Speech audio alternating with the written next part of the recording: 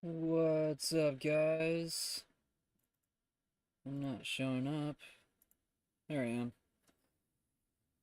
Tie Sights here, Shadow Games Report. Been enjoying this game so much. Doing part 3 of Battlefront 2 of the main storyline. Gotta say, they did a good job.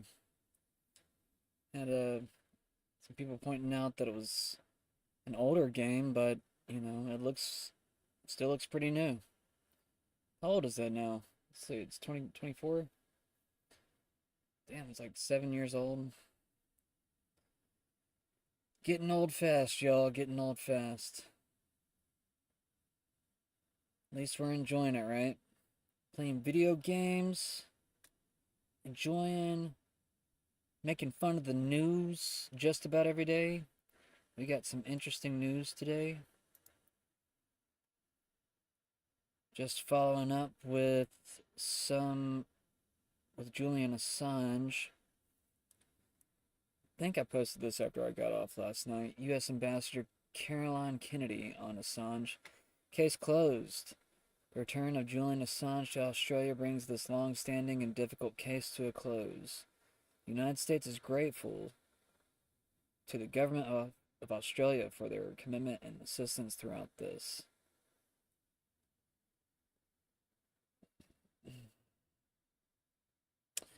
process.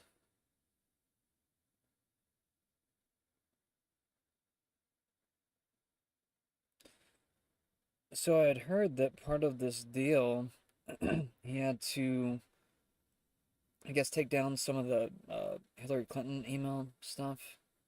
If I remember that correctly. Let's see if I can find that.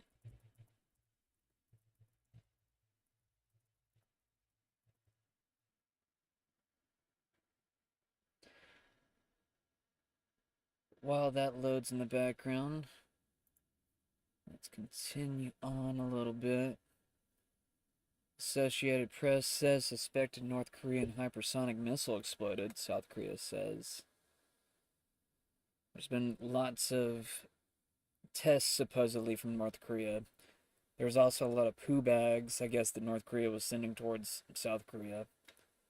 So it definitely seems either this is propaganda or it's North Korea starting to push the line a little bit on what they're capable of. There were a few different border crossings recently as well. So it kind of seems like there's little tests, trying to search for weak points. In cybersecurity, it's called penetration testing. Clandestine. New report from Russian military alleging that the Pentagon relocated their bioweapon operation to Africa. Check 1, 2, making sure my mic is working. Alleging that the Pentagon relocated their bioweapon operation to Africa due to Russia's liberation of the labs in Ukraine. Kirilov alleges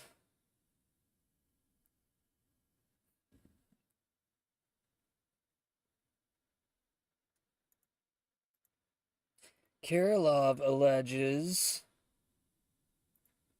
Come on now. What happened to my internet? There we go.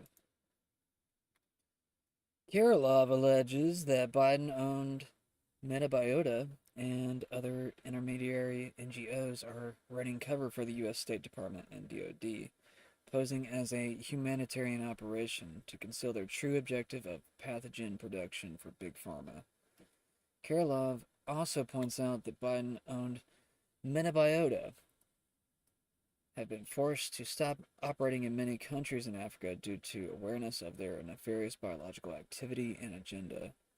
Also keep in mind the founder of Biden-owned Metabiota is Ghislaine Maxwell and Clinton affiliate virologist Nathan Wolfe.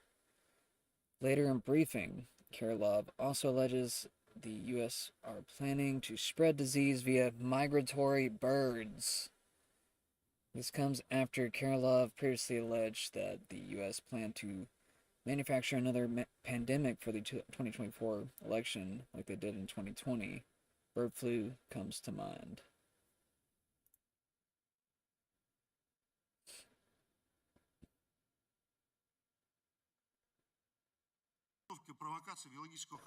So he's hitting a lot of buzzwords, and I believe him, but at the same time, just to, I guess, put this past us for the future, um, a lot of propaganda will use certain truthful buzzwords to, push a lie. So I just want to kind of put that out there. I'm not saying he is lying. Actually, like I said, I think he's being truthful. But since this is technically an enemy state at the moment, don't put it past yourself that, there could be lies mixed in here. But I think from what a lot of independent journalists have confirmed, a lot of what he's saying is technically true. В связи с тем, что нам удалось остановить реализацию военно-биологических программ на освобожденных территориях Украины, Пентагон вынужден переносить незавершенные в рамках украинских проектов исследования в другие регионы. В настоящее время в зону повышенного интереса попало ключевых подрядчиков Пентагона на африканском континенте, в Демократической Республике Конго, Сьерра-Леоне, Камеруне, Уганде и ЮАР. Заказчиками со стороны американского правительства являются Управление по снижению угрозы Минобороны США ДИТРА и Госдепартамент. Для сокрытия целей проводимых исследований Вашингтон задействует сторонних исполнителей. Это подрядные и посреднические организации Метабиота, Quicksilver, Эко-Холл-Альянс, всего более 20 компаний, а также предприятия так называемой Big Pharma. Обратите внимание на коммерческое предложение компании Метабиота с помянутым. Она адресована научно-исследовательскому институту инфекционных болезней сухопутных войск США и касается подготовки специалистов по инфекционным болезням в Кении и Уганде. Документ демонстрирует, что изучением патогенов в странах африканского континента занимается Управление Минобороны США по снижению угрозы ДИТРА, Министерство внутренней безопасности, а также для придания видимости взаимодействия с Агентством США по международному развитию. Напомню, что в настоящее время деятельность компании Метабиота прекращена на территории Африки, так как методы ее работы стали вызывать слишком много вопросов на уровне национальных правительств. Так, в 2014 году образцы вируса Эбола были незаконно вывезены представителями компании и переданы в НИИ инфекционных болезней сухопутных войск США. На слайде также приведены участники незаконной военно-биологической деятельности. Среди них бывшие военнослужащие из США и Великобритании, сотрудники Центров по контролю и профилактике заболеваний в Африке, представители Глобального фонда по борьбе со СПИДом.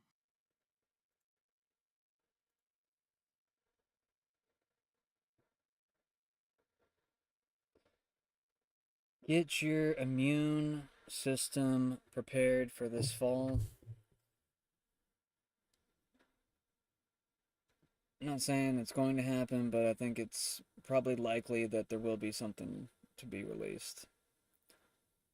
Likely. Not saying it's an absolute. Only Siths deal in absolutes. I'm just kidding. Maba, make Alexandria bartend again. I just thought it was funny. And apparently this guy has a telegram. Russian MOD telegram. Anybody wants to go check that out? Clandestine posted it. From a Muse presidential debate, Hillary Clinton's recommendation that voters not watch the debate is working among Democrats. From the New York Post, Trump supporters more likely to watch debate than Biden backers, survey finds.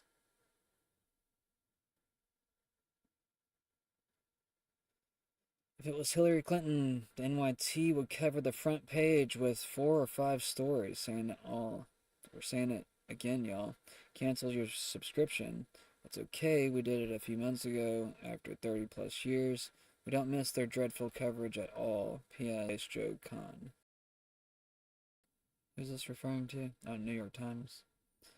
Seems like if a federal prosecutor released new and very damning photos of even more secret documents, it would be front page news. Let's see what she's talking about.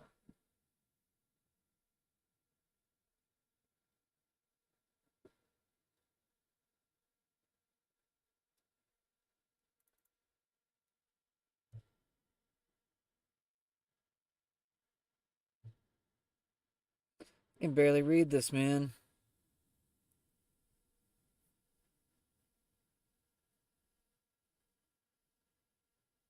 Yeah, I don't know why I reposted that.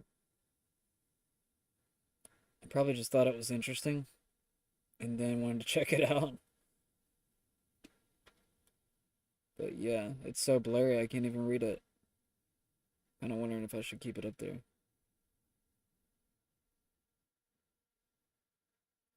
But it kind of looks like it might have something to do with Pizzagate. I just can't tell. Dominic Campbell says, I find it remarkable how casual Americans are about the direct and significant influence a foreign country continues to have on who sits in their Congress, especially one led by a wannabe fascist and war criminal like Netanyahu. Who is Dominic Campbell? CEO Future Gov.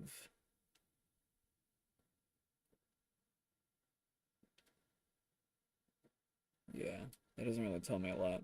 I kind of wish Twitter would add more into the bio section so that we can get past. I don't know. With, people just want to add more detail. It's crap that the little bio is still so limited. Latimer was given 2.4 million by Apex PAC through the end of May, by far the most of any candidate.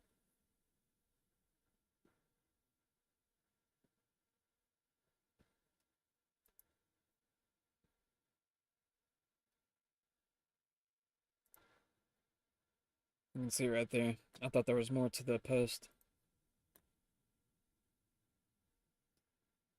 Trying to get through some of these stories kind of quickly because did I post some of these twice?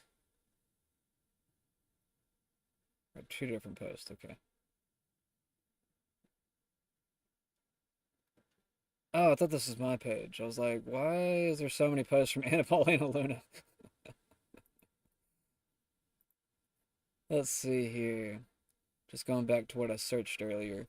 WikiLeaks released a large collection of emails from Hillary Clinton's private email server in 2016. This is from Braves AI, by the way. It types up all this stuff and it pulls it from the internet. Private email server in 2016, which was sent and received during her tenure as Secretary of State from 2009 to 2013. The emails were made public in batches, with the first release occurring in March 2016. Here are some key points related to Assange and Clinton emails.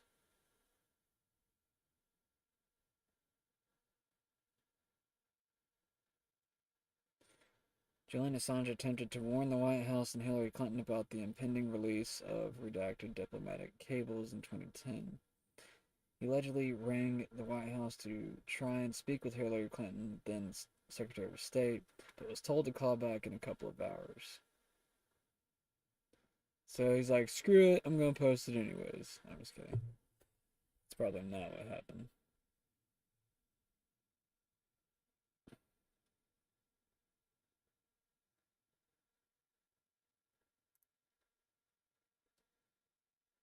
Let me check the news on this real quick.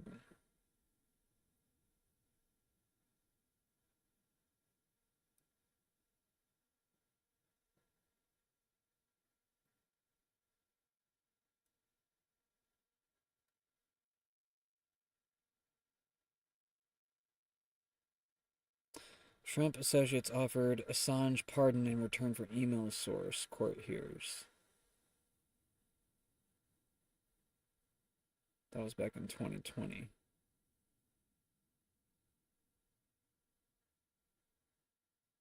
I don't know, maybe I misheard that, but I could have swore I heard that part of this deal, this plea deal, he had to get rid of, I guess, the WikiLeaks posting of her emails.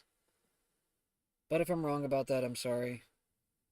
It's just, it's within like the last like hour or two that I had heard that.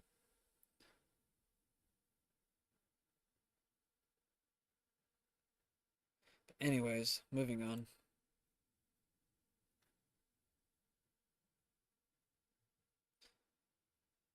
Let's see here.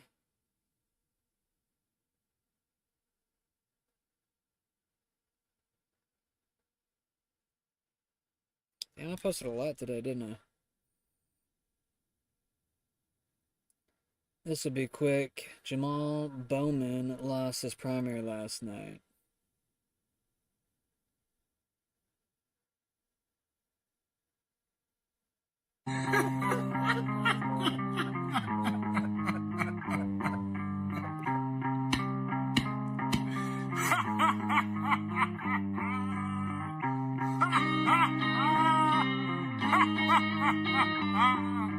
We got you!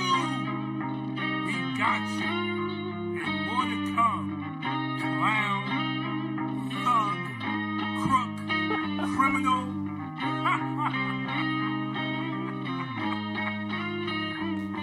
Alright, anyway. The majority Taylor Green breaking before Jamal Bowman leaves. I want to show him one last time what a fire alarm looks like. Good effing. Hi everyone, we are at the infamous door where Jamal Bowman claims he had to pull a fire alarm to get out. Now these doors are open on weekdays. Every member of Congress knows that. Everybody that works here knows that. But on Saturdays and Sundays, they are locked, and only certain doors are open on Saturdays and Sundays. Now come on everybody.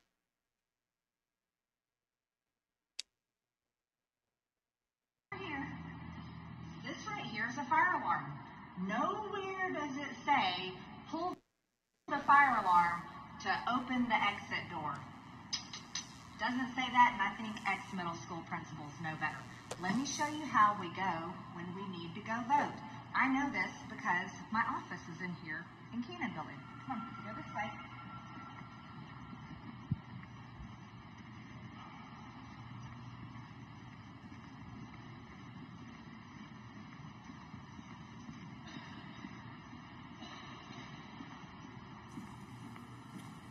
Oh, look, there's stairs.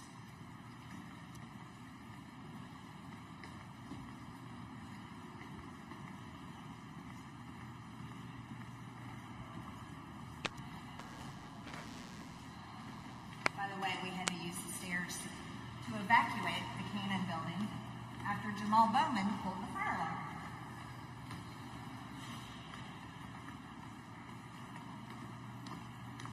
So anyways, you get the idea with that.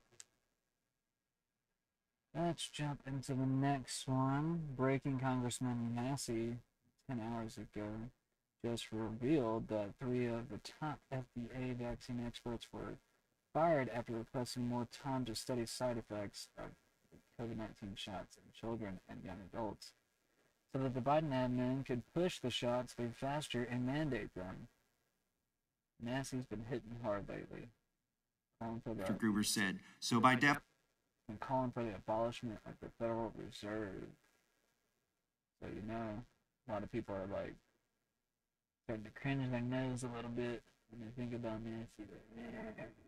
definition, pediatric subjects go until age 17, including age 17. And as we discussed earlier on this morning, we had become aware of data suggesting a risk of myocarditis. And this data became apparent because the vaccine was rolled out and the EUA. And of course, there were post-EUA surveillance systems in place by the CDC and the FDA. And they showed it was for myocarditis and pericarditis in younger adults, but also adolescents, young males, and 12 to 17-year-olds includes the pediatric population. So we had to discuss with the sponsor, that was Pfizer in this case, given that identified risk, what further studies did need to be conducted if we were to license the product in the post-marketing space to further assess that risk. And this is referred to as a post-marketing required studies. I asked her, and that is complex in a way different from prior vaccine approvals? Dr. Gruber replied, the difference was that we became aware of this risk of myocarditis. If there would not have been this information and this data, there would not have been a need to require Pfizer to conduct post-marketing required study to further evaluate the safety signal as the regulations prescribe. And so we also had to review proposed protocols for that further post-marketing required study. And that also comes with, they have to give us a date when they're going to initiate this trial and when they're going to conclude these studies. So this is where review activities were ongoing at that time. And I asked her, and that's part of the timeline that Dr. Marks was asking you to compress. Dr. Gruber said yes. So our counsel said, so it's fair to say that you were it had been raised, I'm sorry, our counsel asked, so that it's fair to say that it had been raised that to you that the data regarding myocarditis or other, the pericarditis side effects, that was, you determined that based on the data before this July 19th meeting. Is that timeline accurate? Or could you elaborate on when you had found out about myocarditis side effect in relevance to this meeting? Dr. Gruber said, the vaccines were rolled out under EUA and the decision to authorize the Pfizer vaccine was made in December 2020. The FDA and the CD set in place post-EUA safety surveillance systems, and the vaccine was rolled out and administered to a large number of subjects in the United States. These safety surveillance systems picked up this risk of myocarditis, and of course, the sponsor was well aware of this group. So you mentioned that Dr. Marks and Dr. Woodcock both mentioned mandates, vaccine mandates to you. Is that something inside of FDA's purview? And should that be a consideration that you have to take into effect when you're deciding whether to issue a license or not? Dr. Gruber replied, I was never made aware that this is a requirement. And as a matter of fact, that subject had never come up in vaccine licensures before. So I asked her, so is that why you memorialized it in this letter, that they were mentioning mandates and this really wasn't part of your job? Dr. Gruber said yes. When you left, you can see this on the slide here, she memorialized in an email that they were being pressured to license these vaccines so the mandates could happen. I asked her, when you left, who was appointed to take over your responsibilities? Dr. Gruber said, that's Dr. Marks. And who appointed him? Dr. Woodcock.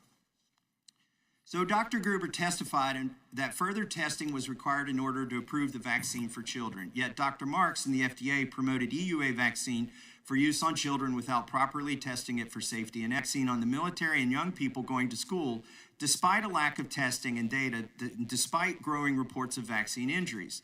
This kind of decision-making by the administrative state is concerning. The FDA should not have approved the vaccine for children, EUA or otherwise, without proper testing. Injury from COVID vaccination is real. The New York Times recently profiled several people who, in the prime of their lives, suffered from vaccine injury. Had the risks been known or shared, many of these injuries could have been prevented.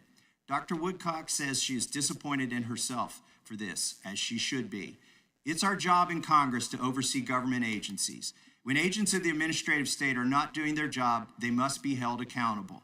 This hearing will give us an opportunity to discuss this with an eye toward legislative reform. Think about this.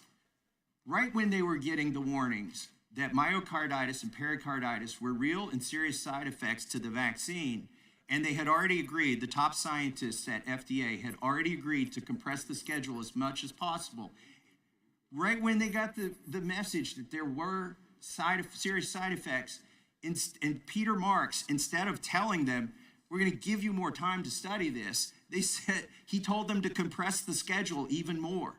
And when they said that compressing the schedule was not possible, he fired them. He took them off the job, assigned them to other duties. The top vaccine officials who've been there for 30 years, taken off the job because they wanted more time to study the effects of the vaccines, and they were told that they needed to do this quickly because they needed to be mandated. With that, I yield to the ranking member for his opening. Biden's inflation comes for all Americans. I don't see skin color. His open borders come for all Americans. I don't see skin color. Black people are sick and tired of being sick and tired. You know, inflation comes for everybody. It doesn't see skin color. Open borders comes for everybody.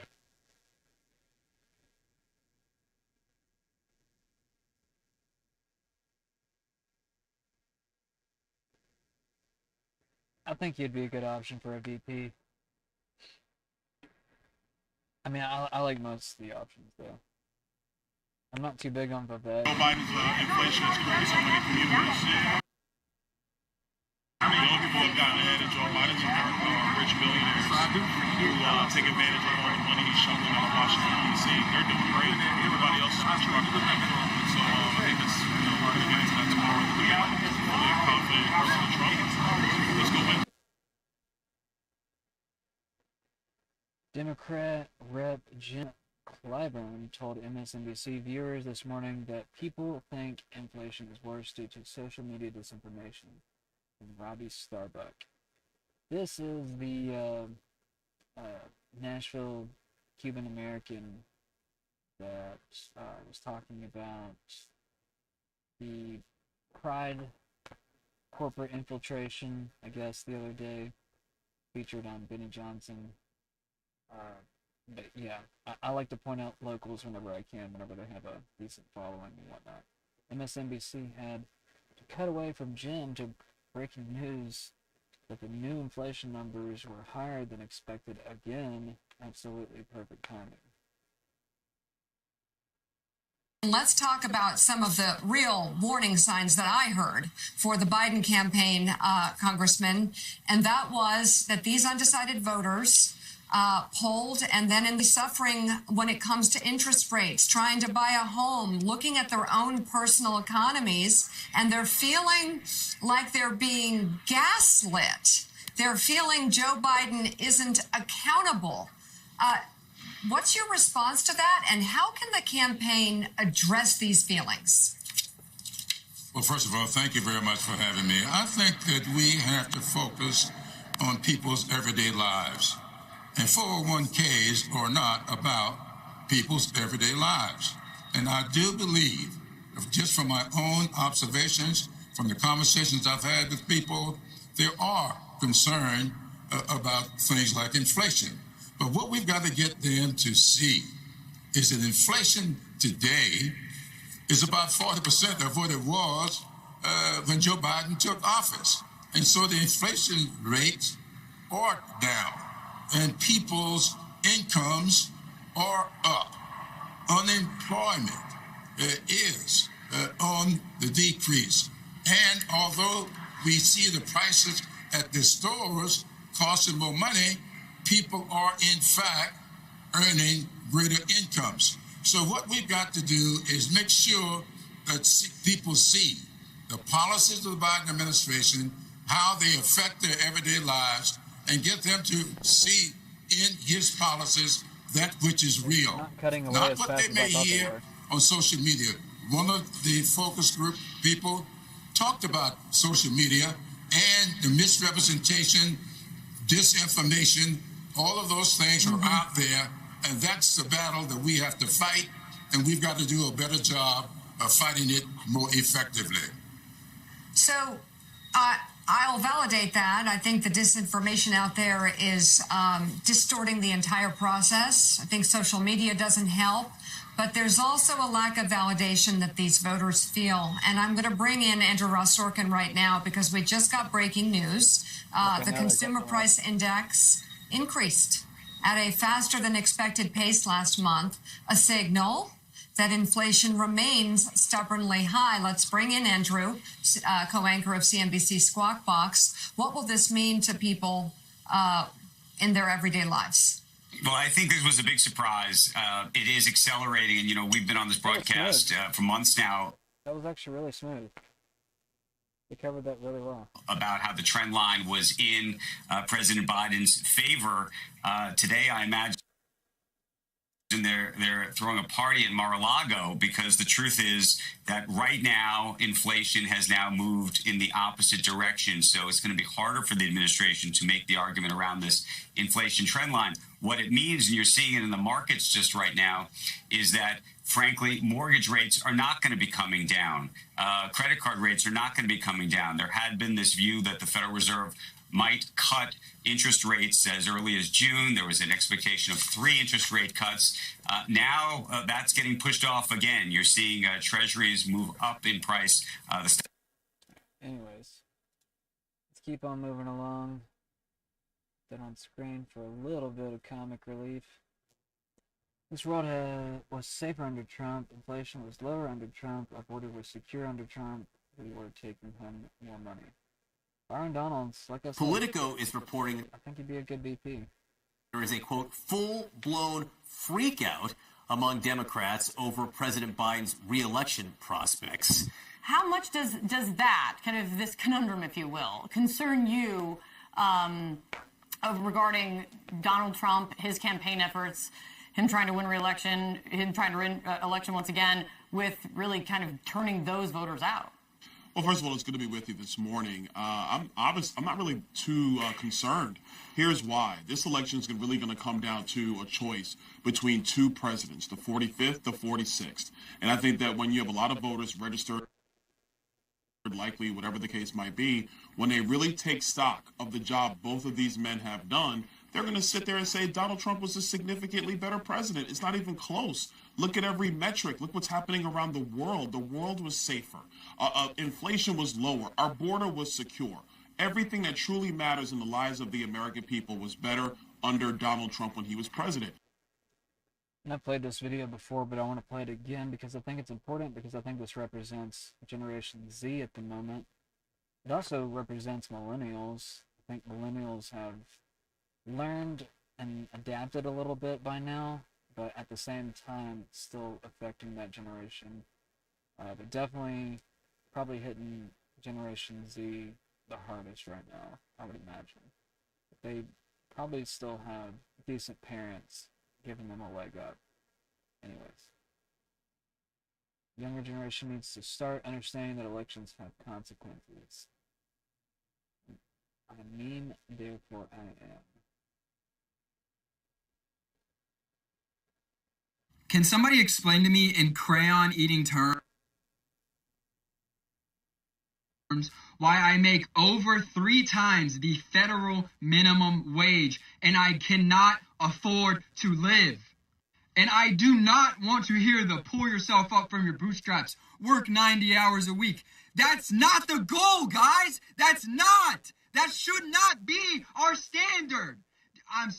I am so fucking tired of people being complacent with this uniparty, both of them fucking us over. When my parents were my age, they both made less than half of what I make, and they lived alone. I cannot afford to live anywhere alone. A 1-bedroom apartment, $1,800. 2-bedroom apartment, $2,200. Who the fuck can afford that? It is not to mention the wage standards for what you make and how they'll limit you if you make too much or too little. That's one thing I've always thought were BS when it came to finding an apartment. It actually had me denied a few different times at different points. It's embarrassing to come out and say that it is a struggle to survive right now, but I know so many people are struggling.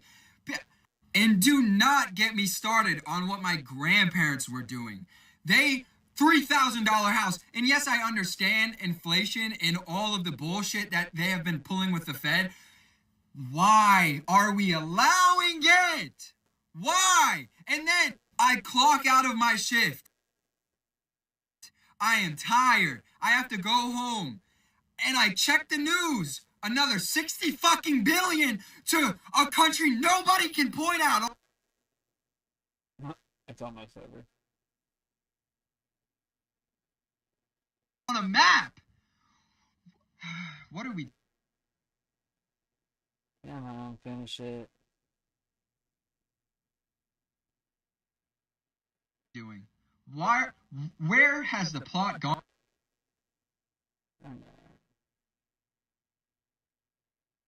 We have lost it, folks. We have fucking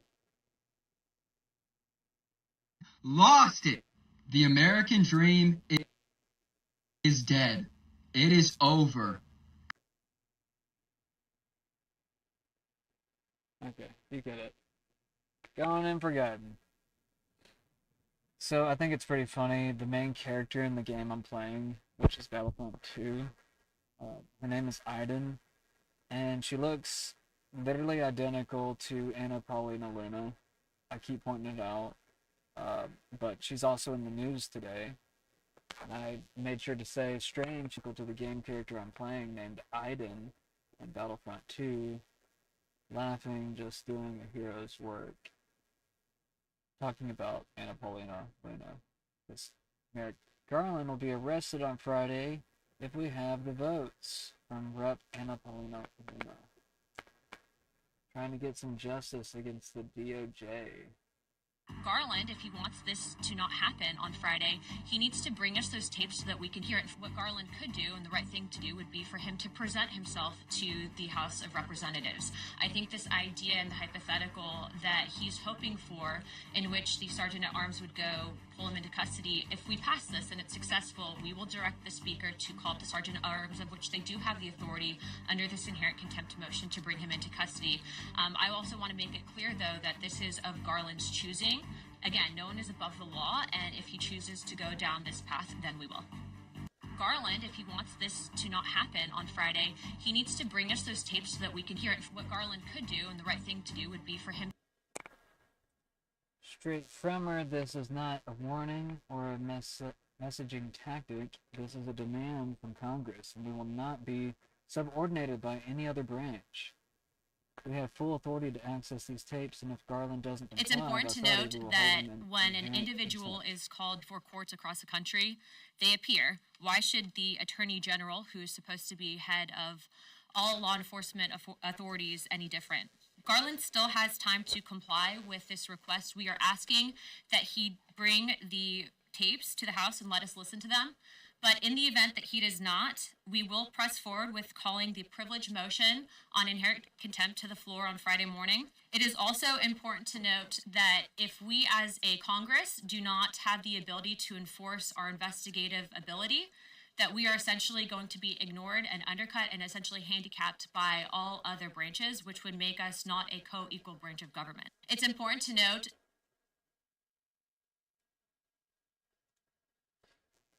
And just to add to that, Anna Paulina Luna has threatened to hold Attorney General Merrick Garland in inherent contempt and potentially have him arrested if he does not comply with a subpoena to provide certain tapes to the House for investigation by Friday.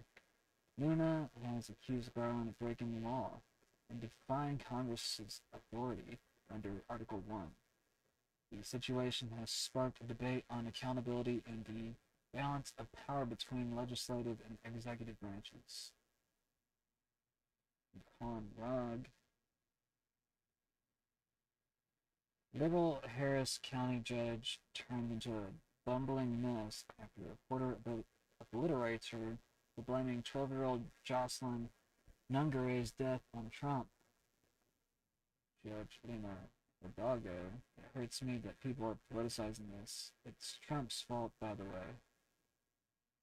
Reporter, you just blame Trump. Aren't you politicizing it? Me, it hurts even more that they're being used as pawns in this fight over immigration that doesn't even exist because Biden and McConnell agree. It's just that Trump won't let him move it forward. All due respect, Judge, you said this issue shouldn't be politicized, but by pointing the finger at former President Trump and Republicans in Congress, aren't you politicizing it? I think I answered the question. So, so moving on. Yeah, I mean, this is about Jocelyn. This is about her family, and if we want to, Judge, as I said, talk about immigration. You didn't answer the question. Are you politicizing this by pointing the finger at Republicans and saying it's their fault, not the fault of the Biden administration that lifted the Remain in Mexico policies? Again, the Biden administration reached an agreement with Leader McConnell to address this, but this is not about immigration. I'm not going to... I don't want to spend too much time on that. The House just passed my amendment to defund the office of the DHS Secretary. Alejandro Mayorkas, who was impeached earlier this year, doesn't deserve a single penny from American taxpayers. Benny Johnson says, did you know that one of the 51 intelligence officials for the Biden laptop with Russian disinformation was Jeremy Bash? Jeremy is the ex-husband of one of the moderators of tomorrow night's debate, Dana Bash. I'm sure CNN will be completely objective.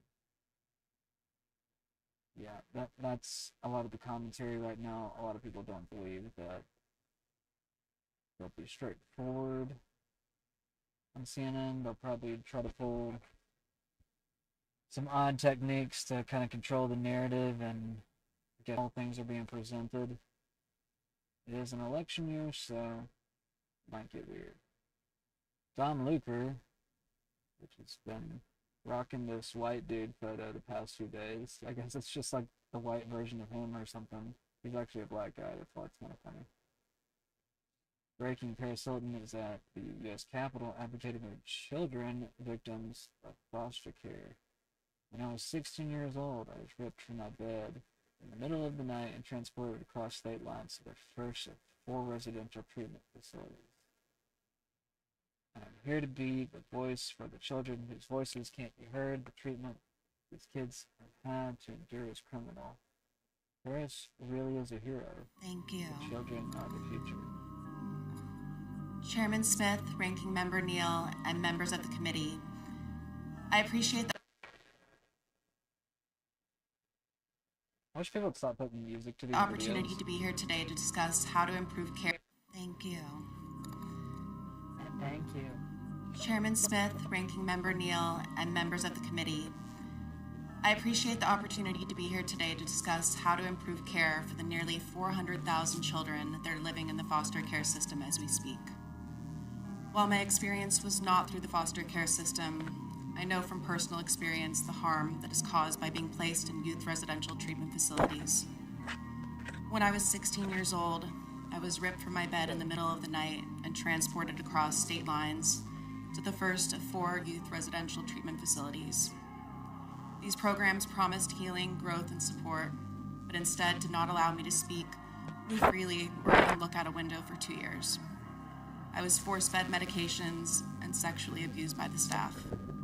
I was violently restrained and dragged down hallways, stripped naked, and thrown into solitary confinement. Paris Hilton? What?